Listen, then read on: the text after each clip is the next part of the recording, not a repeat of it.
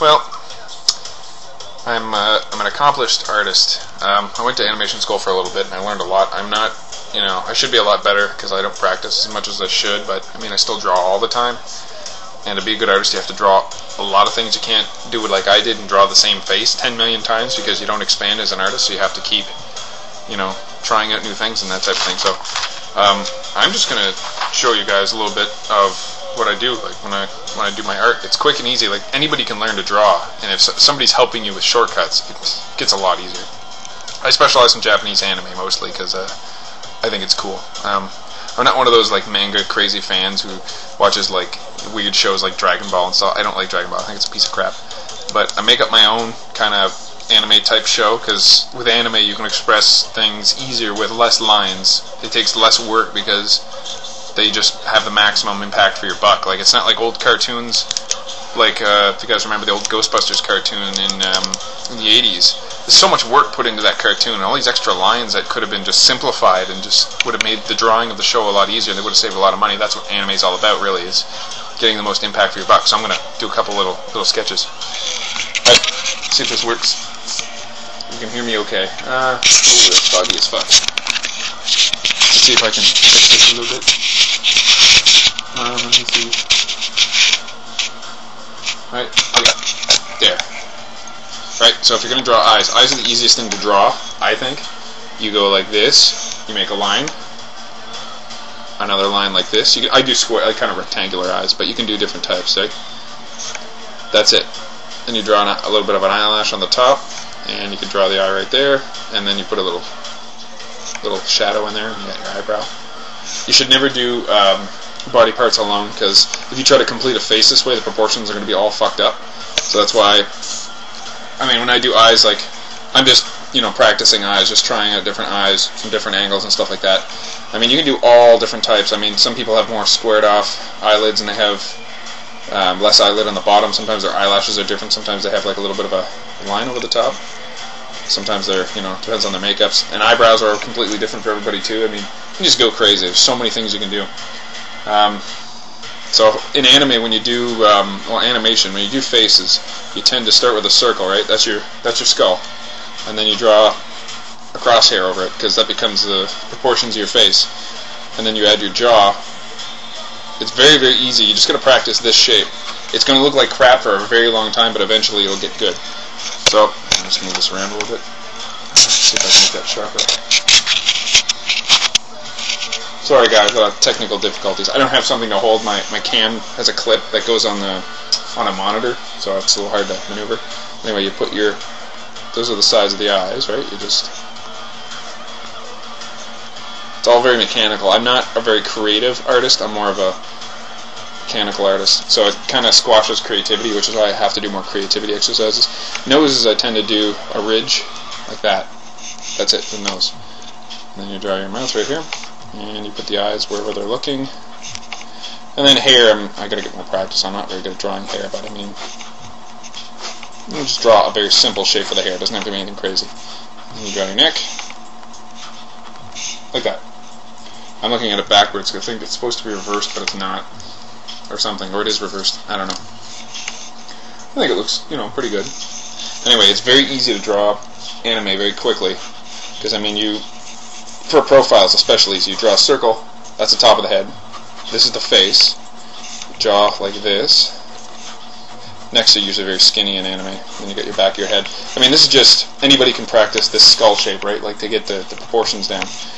And then, this is the front of the face, right, so I usually just put a nose out the middle like that, little tiny nose, and then you draw your top lip. It's a little hard to see, but you get the idea. And then sideways eyes are easy. They're just like a little Pac-Man shape. Eyebrows, ears right here. Right, and then you draw like a shirt or whatever. And I like chicks with short hair, so I tend to draw chicks with short hair more often.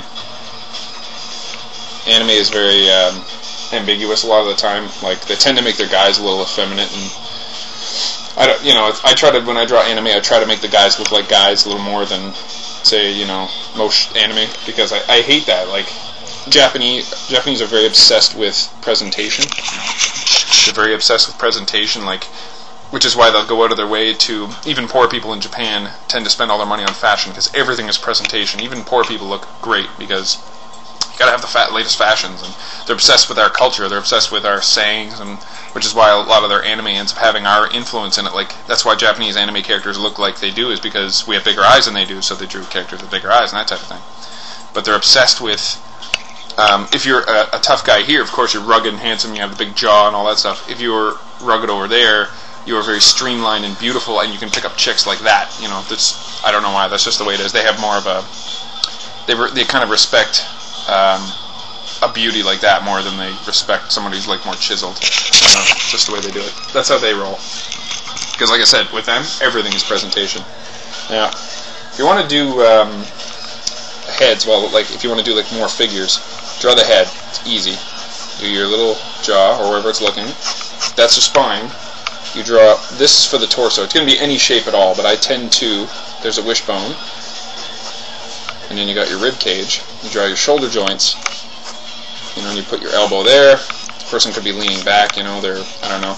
So you draw their hips. And you can connect the hips any way you want. And there's the actual bones where the legs connect. And we'll put the knee up like this. Foot down here. This other knee's coming, you know, this way. You can just go easy on the shape. Like you draw your basic skeletal mass. Put them leaning on something. Yeah, they're chilling. They're leaning back, relaxing. And then you go back in and you fill in the muscles. So, for instance, I'm not going to make this a complete figure, but oh shit, there's a little something under there. Here, there's your chest. You draw your. Sorry, this is a little bit of a mess, guys. I'm trying to keep everything together here. I'm watching what I'm doing more than what the camera's picking up. You got your trap, arm muscle.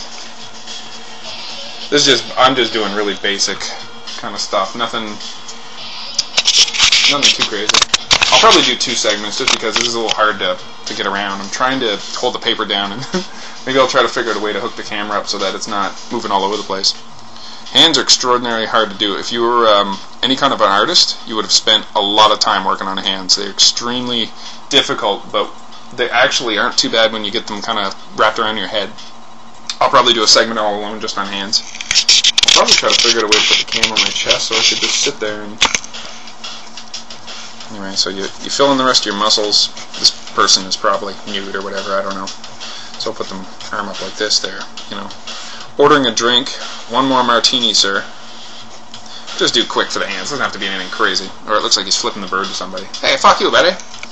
And later you can go back and you can change the face. So we're putting the face line sideways. And we'll put the person at a side angle.